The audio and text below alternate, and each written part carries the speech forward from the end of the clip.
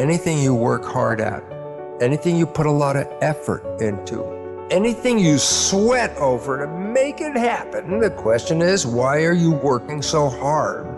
The answer is, your programs and your subconscious don't support that. And what we have to do in order to get to that place where we can take the keys and unlock the self-imposed prisons, or the prisons that we have given ourselves on the basis of what we have come to believe is our limitations, what we can and can't do. We have to let go of that. And I call it rewriting our agreement with reality. We literally have to make a whole new contract with what it is that I perceive to be what is possible for me. And in order to do that, we have to shift out of the things that we have come to believe in, and everything that you came to this program watching tonight that you believe in was handed to you by someone else outside of you, was handed to you by the experiences or testimony of someone in the past. And because it comes from outside of you, there is still an element of doubt. And this element of doubt isn't bad, but it keeps you from reaching higher levels, because what you think about is what expands. And if you're thinking doubt, then doubt is what expands. When you visualize a goal that you want to achieve, it's not in the future. If you, this is to do with manifesting. When you want to manifest something, it doesn't work very well when you think, I will be famous, I need to be famous, I want to be famous. Not good for manifestation.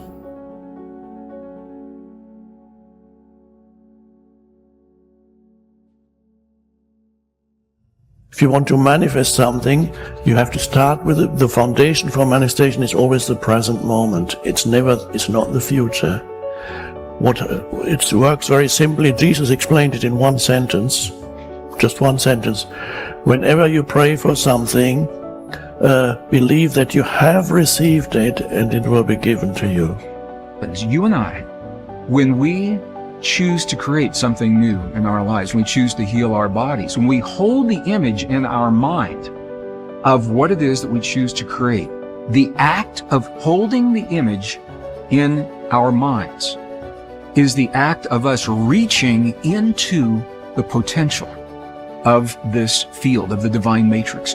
We're literally reaching in on an energetic level in the presence of all of these possibilities. And we're finding the one that we now have created to focus upon. It's pulsing in place.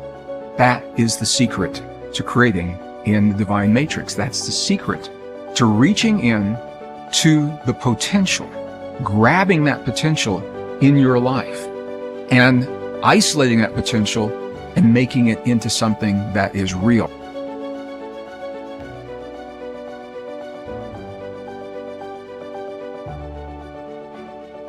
Another new way of being for me is to think of yourself in terms of personal authority rather than being an authoritarian.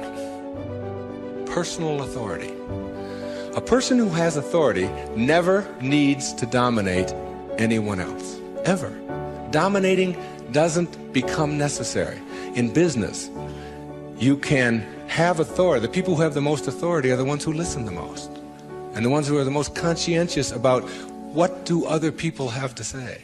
A person in a relationship who has to dominate somebody else and has to make the other person submissive shows that they don't have authority, because they're getting their power not from within for themselves, but on the basis of who they can control.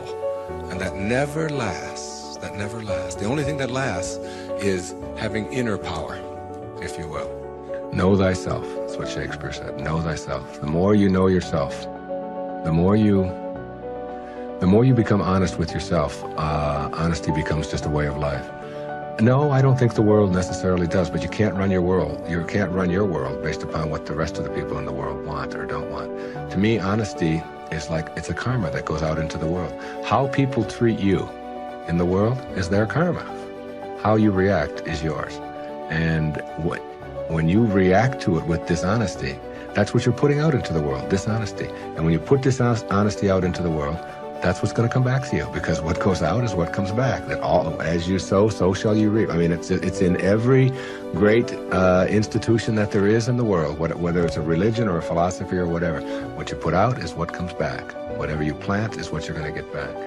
And the more that you put out honesty, just because it's what you are, because you are being honesty, you're not trying to be honest, you are just being honesty, then that's what will come back to you on a regular basis. And when it doesn't, you'll just see that as another test for you to pass. And finally, a fifth way of being that is new, for me, it has become a way of life. It's called serenity instead of acquisitions. The more you try to acquire, the more you try to get, the more you try to collect in your life and evaluate yourself on the basis of that, the less serenity you're going to have. More is less. It's almost a secret of the universe. Serenity means inner peace. It means that you can find joy in every moment that you have in your life instead of always looking for it. It means that while you are driving along the countryside, and seeing, instead of saying, I'm on my way to this point, that you can open your eyes and see it with new eyes. See the rolling mountains, see the grass, see the deer, see the sky. You can just stop wherever you are in this second, wherever you are, and just look around you, and you can begin to appreciate just your surroundings and your environment. Then you can begin to appreciate the people that are in your life, and even the ones that are negative and you're having the most difficulty with. You can practice a new way of being with them, which is sending them love, sending them flowers, send them books, send them a tape, send them something, and just see what kind of reaction that you get. Super emotional health is just an attitude. An attitude is everything.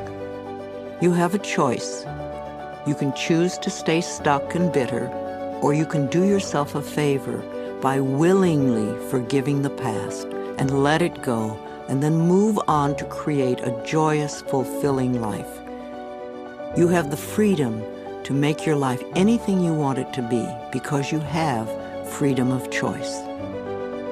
Let's talk about prosperity or wealth, however you want to look at it. You can never create prosperity by talking or thinking about your lack of money. This is wasted thinking and cannot bring you abundance. Dwelling on lack only creates more lack.